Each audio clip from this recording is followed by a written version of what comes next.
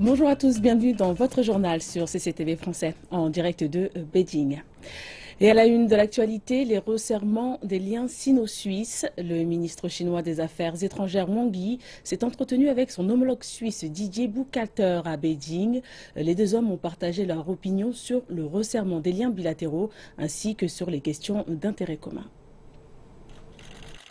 Didier Buchhalter, le chef de la diplomatie suisse, est en visite officielle en Chine. Lors de leur rencontre, les deux ministres ont décidé d'accentuer leur coopération dans des domaines variés, parmi lesquels le commerce, l'économie, les infrastructures, la finance, les énergies propres, la technologie et les échanges peuple à peuple. Les liens sino-suisses connaissent de nombreuses avancées. Au cours des 65 dernières années, depuis l'établissement des relations diplomatiques, nous avons développé un esprit sino-suisse sur la base de l'égalité, de l'innovation et du gagnant-gagnant. Cela a conduit à la fondation solide du développement des relations entre nos deux pays. Cela a également permis de créer un bon exemple pour une coopération accrue entre la Chine et les autres pays d'Europe. Wang Yi a par ailleurs salué la participation de la Suisse au travail portant sur la finance à l'occasion du sommet du G20. Le ministre suisse des Affaires étrangères a répondu que la Confédération helvétique continuera à jouer un rôle constructif pour promouvoir le développement de l'initiative Une ceinture et une route et pour celui de la Banque asiatique d'investissement pour les infrastructures. La Chine est devenue le deuxième partenaire commercial de la Suisse. Le volume du commerce extérieur bilatéral a atteint 50 milliards de dollars. On constate un accroissement du nombre de touristes chinois se rendant en Suisse. De plus, l'accord de libre-échange entre nos deux pays a permis une grande impulsion dans le développement des liens sino-suisses. De Jakarta, la capitale indonésienne, des attentats ont fait 7 morts, dont 5 assaillants. La police a confirmé lors d'une conférence de presse que le groupe État islamique se trouvait derrière ces attaques. Nous allons faire en sorte que le groupe extrémiste appelé État islamique paie pour ce qui s'est passé. Nous avons travaillé sans relâche pour résoudre ce crime.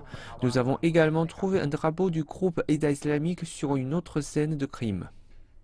Le chef de la police indonésienne a promis que ses services allaient traquer et arrêter les responsables des attaques. Il a par ailleurs indiqué être certain que plus de 5 personnes étaient impliquées.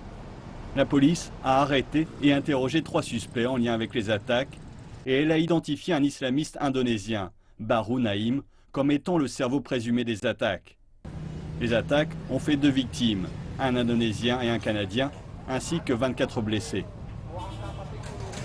Et l'on poursuit avec la crise des migrants en Allemagne. Un homme politique bavarois en colère a renvoyé un bus rempli de réfugiés à Berlin.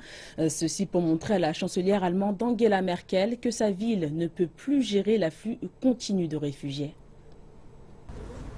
Le bus est arrivé devant le bureau de la chancelière jeudi soir après un voyage de 7 heures. Madame Merkel est sous pression pour réduire l'afflux de migrants en Allemagne. La majorité d'entre eux fuient les guerres civiles au Moyen-Orient ou en Afrique. Près de 1,1 million de personnes sont arrivées l'an dernier et plusieurs milliers continuent d'affluer chaque jour. Peter Dreyer, administrateur du district de Landshut et l'un des organisateurs du bus, agit en conséquence d'une menace qu'il avait fait part à la chancelière l'an dernier. J'ai dit à la chancelière dans une lettre ouverte il y a 3 mois que notre capacité d'accueil serait dépassée. Je suis toujours en faveur d'aider ces gens d'une manière humaine, et non pas sous des toits provisoires, pour un mois dans un gymnase ou quelque chose du style. Nous ne pouvons tout simplement pas fournir un logement humain à cette allure et avec ces chiffres. C'est la raison pour laquelle j'ai agi ainsi. J'en parle à la chancelière de temps en temps et elle me dit qu'elle travaille sur une solution avec la Turquie et qu'elle compte sur la solidarité des autres États membres de l'Union européenne.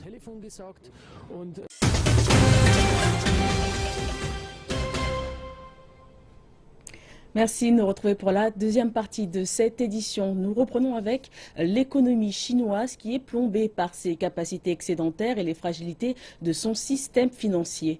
Toutefois, la Commission nationale pour le développement et la réforme vient de souligner que l'objectif de croissance restait de 6,5%. Il s'agirait du taux de croissance minimal pour que la Chine reste en plein emploi. Écoutons l'analyse des experts financiers. La Commission nationale du développement et de la réforme a rappelé l'objectif de 6,5% de croissance, malgré les pressions déflationnistes et la contraction de l'activité manufacturière. Selon un analyste d'une grande banque chinoise, la Chine a besoin d'une politique monétaire modérément souple pour soutenir les réformes structurelles et la diminution des coûts financiers. La conférence de travail du comité central du PCC sur l'économie a fixé 5 tâches pour cette année: la réduction des capacités industrielles, le déstockage, le désendettement, la diminution des coûts des entreprises et la hausse de l'efficacité industrielle. Ceci va créer de fortes pressions afin de réajuster l'économie. C'est pourquoi nous avons besoin d'une politique monétaire souple et d'un environnement financier stable et d'empêcher une marche arrière au niveau de la restructuration économique. L'an dernier, la Banque populaire a diminué à 5 reprises ses taux d'intérêt et les taux de réserve obligatoires des banques, afin d'atténuer le ralentissement économique. Toutefois, elle pourrait cette année être plus réticente à abaisser ses taux d'intérêt, le yuan ayant plongé un plus bas de 5 ans contre le dollar. De nouvelles réductions des taux d'intérêt pourraient accélérer la chute de la devise, ce qui de facto conduirait pour les entreprises à une hausse des coûts des dettes nominées en dollars.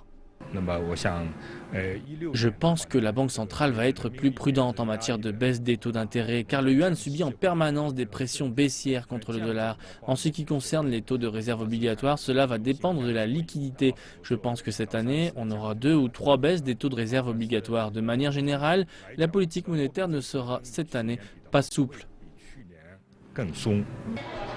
Au cours des 2 premières semaines de l'année, la Banque centrale a injecté un total de 230 milliards de dollars via des opérations d'open market afin de faire face au manque de liquidité avant la saison des fêtes.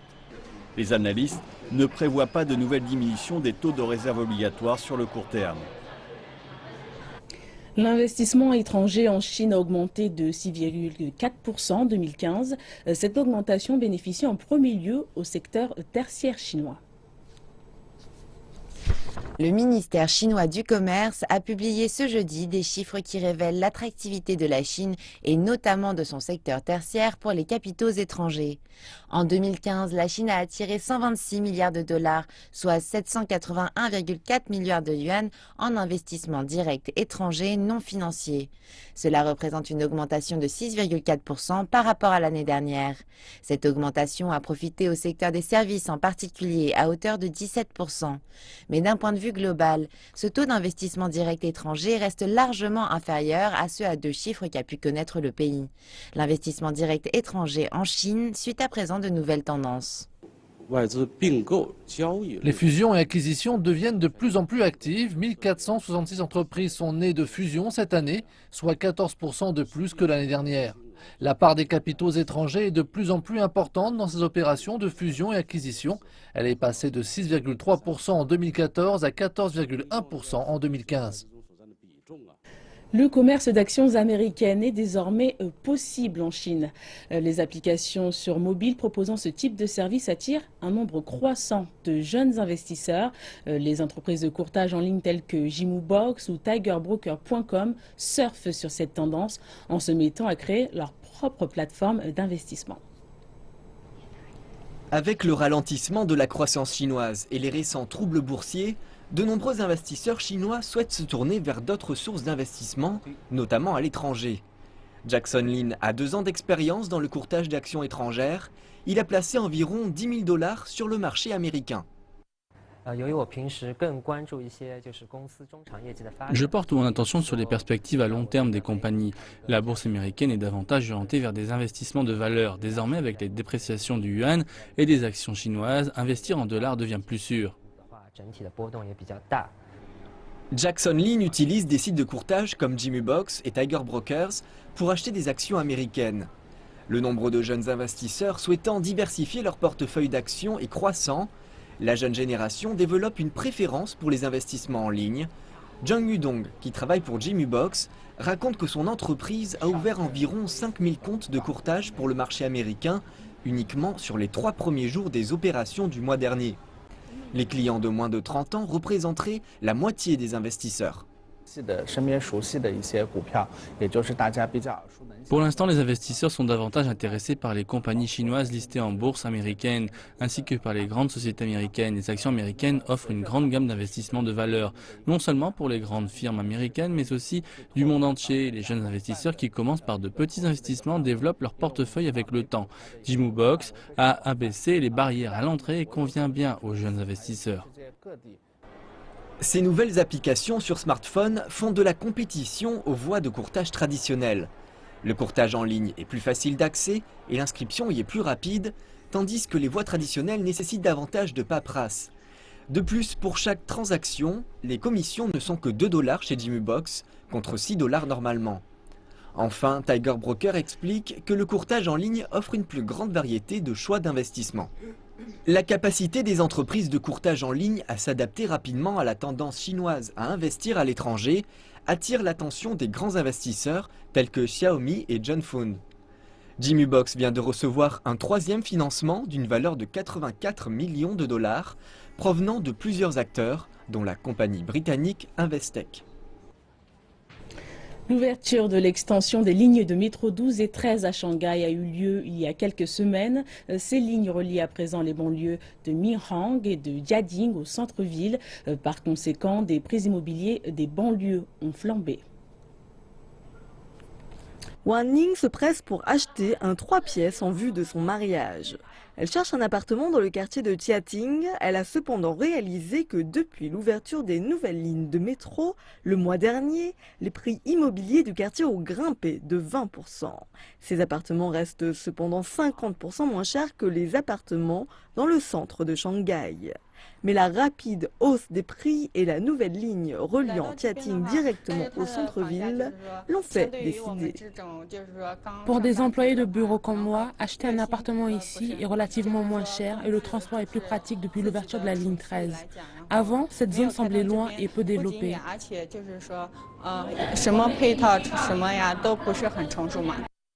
Ces derniers mois, selon le site immobilier anjuke.com, le prix résidentiel de la banlieue de Minhan a vu ses prix augmenter de 400 000 yuan le mètre carré à 430 000 yuan. Selon les analystes, la hausse a été entraînée par une hausse de la demande de la part de personnes comme Wang. Les retours du marché montrent la manière dont les prix immobiliers ont été stimulés dans les zones près de la nouvelle ligne de métro. Il y avait une augmentation au début du mois de décembre et après l'ouverture de la ligne, cette augmentation est devenue plus évidente la seconde moitié de décembre et plus particulièrement pour la première moitié de janvier.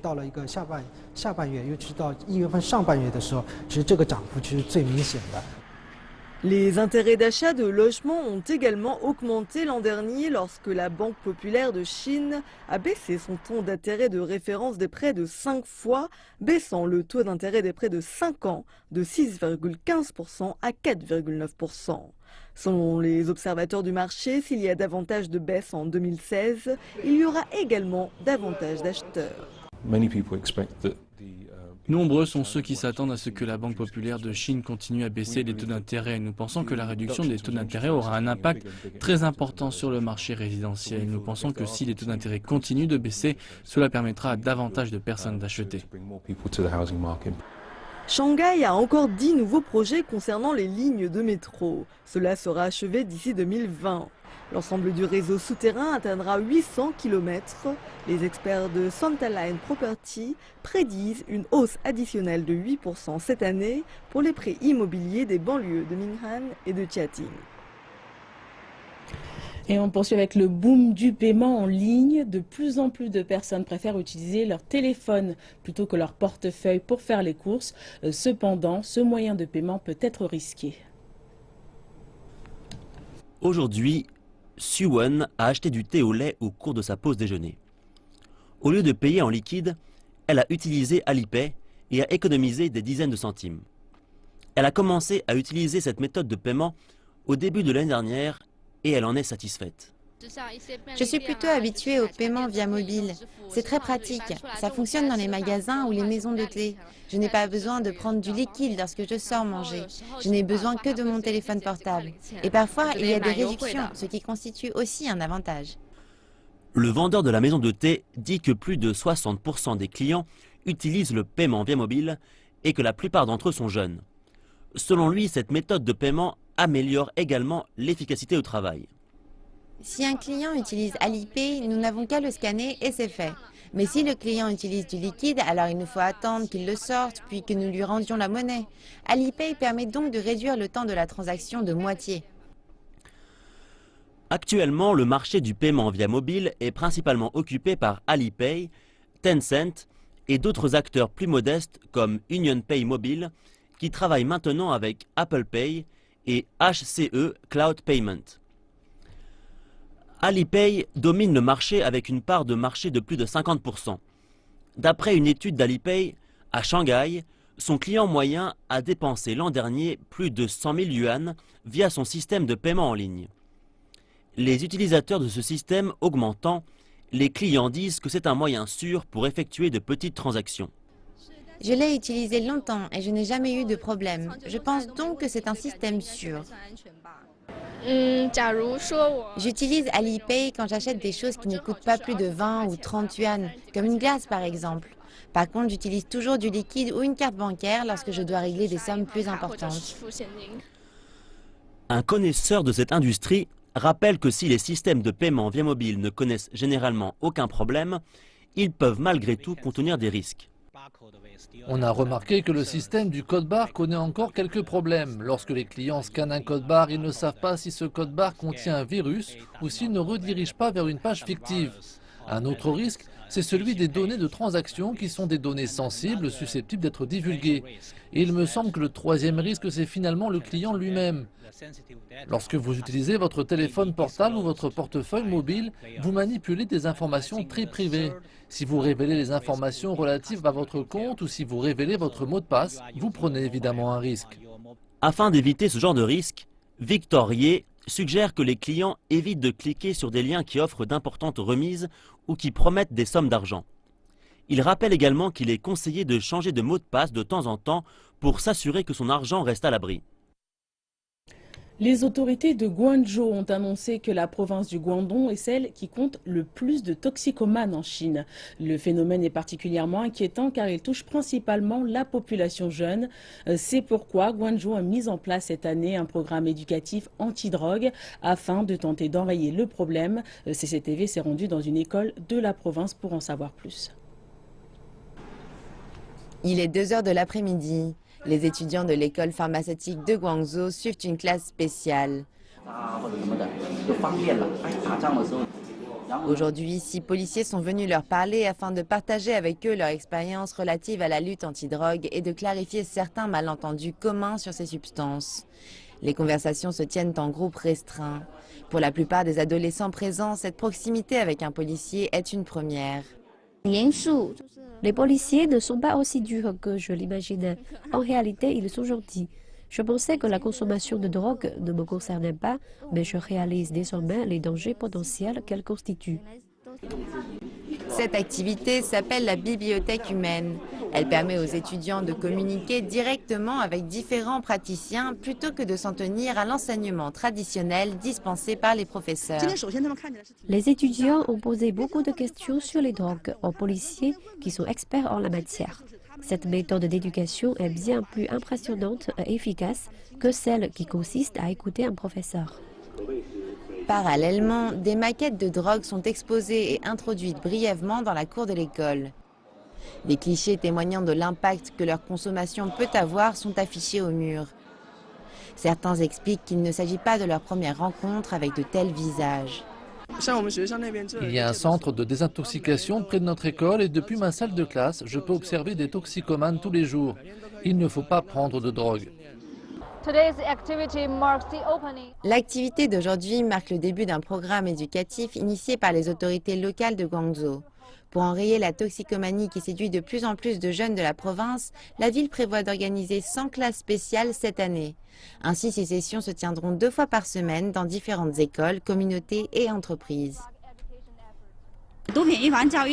La plupart de ces classes se tiendra dans des écoles et se concentrera sur les jeunes âgés de 10 à 25 ans. Cela fait partie d'un plan triennal national de prévention contre la consommation de drogue. Les mesures anti-drogue sont nombreuses dans la province du Guangdong et sa capitale, la ville de Guangzhou, travaille désormais à traiter le problème à la source. Et nous terminons cette édition à Nanchang, dans le sud-est de la Chine, où des archéologues se préparent à ouvrir le cercueil d'un ancien empereur. C'est par avion que le cercueil et son porteur, entreposés dans un sarcophage de bois, seront transportés avant d'être livrés ce vendredi à un laboratoire. La cargaison sera ouverte samedi. Selon les archéologues présents sur le site de l'excavation, en raison de mouvements géologiques, un léger effondrement s'est produit dans la salle funéraire. Cela a d'ailleurs provoqué la désintégration de la couche de protection extérieure du cercueil. C'est la raison pour laquelle le cercueil est acheminé dans un environnement plus stable. L'ouverture de ce cercueil sera réalisée dans des conditions très strictes. L'apport d'oxygène et l'humidité seront contrôlés. Le site où le marquis de Rairun a été enterré date de la dynastie des Han, soit 2000 ans environ. À ce jour, les trésors archéologiques potentiels du site constitués par l'ambre, le jade et autres pièces d'or n'ont pas encore été découverts.